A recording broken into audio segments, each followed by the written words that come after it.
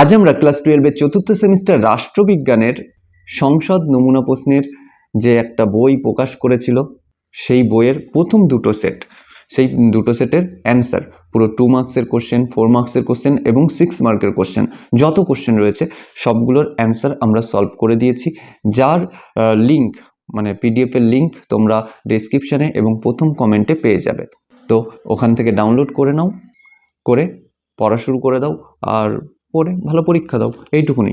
ওকে, তো আজকে এই পর্যন্তই। সঙ্গে থাকার জন্য ধন্যবাদ। আর হ্যাঁ, এখনও যদি পরিবারে যুক্ত না হয়ে থাকো সাবস্ক্রাইব করে যুক্ত হয়ে যাও আর বন্ধুদের কাছে শেয়ার করতে একদম ভুলো না। ওকে, আরেকটা বিষয় বলে রাখি যে তোমরা দেখবে পিডিএফের মধ্যে কোথাও কোথাও পেজ নম্বর লেখা রয়েছে মাঝখানে, ওই পেজ নম্বরটা হচ্ছে ওই সংসদ নমুনা প্রশ্নের বইয়ের পেজ নম্বর।